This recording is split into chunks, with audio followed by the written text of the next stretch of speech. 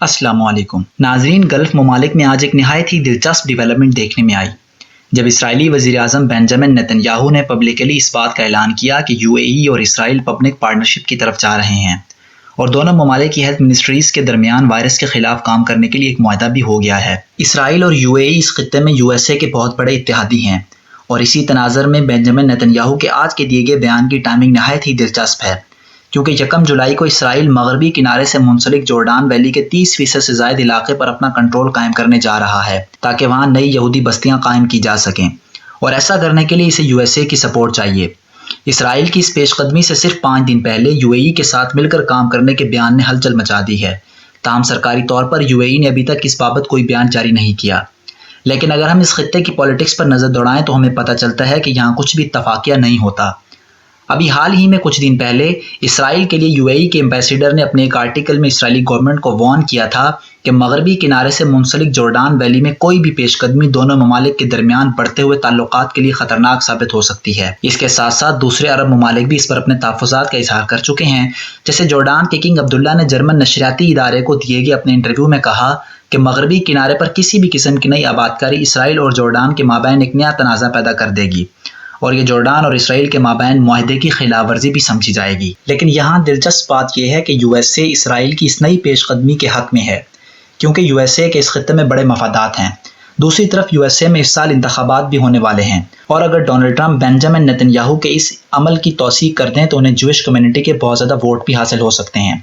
لیکن دوسری طرف Benjamin Nitin Yahoo Donald Trump کی یو ٹرن کی پالیسی سے بھی بخوبی واقف ہیں، اس لیے دونوں ممالک کے سینئر اہلکاروں کے درمیان پچھلے کئی دنوں سے مذاکرات جاری ہیں۔ دراصل امریکی صدارت کے امیدوار جو بائیڈن اور ڈیموکریٹ پارٹی کے کافی ارکان ڈونلڈ ٹرمپ کے اس معاملے میں مخالفت کر رہے ہیں۔ پچھلے دنوں ڈیموکریٹ پارٹی کے 180 افراد نے اسرائیل کے نام اپنے خط میں مغربی کنارے پر کسی بھی پیش قدمی پر اپنے تحفظات کا اظہار بھی کیا تھا۔ اس خطے میں اسرائیل عرب ممالک کے ساتھ اپنے تعلقات بہتر بنانے کی بھرپور کوششوں میں لگا ہوا ہے، لیکن عرب ممالک فلسطینی مسئلہ حل کیے بغیر اسرائیل کی کھل کر حمایت نہیں کر رہے۔ اگرچہ سعودی عرب اور یو اے ای امریکی اتحادی ہونے کی وجہ سے اسرائیل کے ساتھ بیک ڈور ڈپلومیسی اور تجارتی اور دفاعی معاہدے کرنے کی کوششوں میں نظر آتے ہیں، جس کو مسلم دنیا تفتیش کی نگاہ سے دیکھتی ہے۔ یو اے ای اور سعودی عربیہ خطے میں ایران کو اپنے لیے ایک بہت بڑا خطرہ سمجھتے ہیں، جس کی وجہ سے ان کا پلڑا اسرائیل اور امریکہ کی طرف جھک جاتا ہے۔ پچھلے دنوں یو اے ای کے حکمران محمد بن زائد نے اپنے ایک ٹویٹ میں کہا تھا کہ ہم اسرائیل کے کسی بھی ایسے قدم کی حمایت نہیں کریں گے جس سے فلسطینی افراد سے ان کے جینے کا حق چھین لیا جائے۔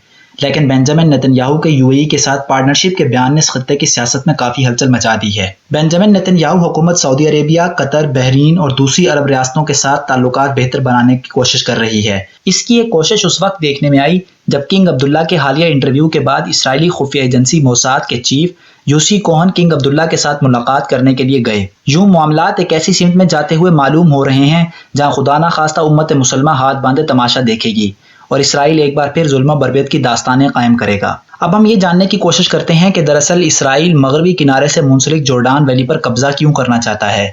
ناظرین، جورڈان ویلی اپنی اسٹریٹجک اہمیت کی وجہ سے اسرائیل کی آنکھوں میں کھٹک رہی ہے۔ دراصل جورڈان ویلی ایک نہایت ہی زرخیز زمین کا ٹکڑا ہے۔ یہ مغربی کنارے اسرائیل اور جورڈان کی سرحد سے منسلک ہے اور پچھلے کچھ دنوں میں اس علاقے کے نزدیک اسرائیل نے اپنے نئے فوجی اڈے بھی قائم کر لیے ہیں۔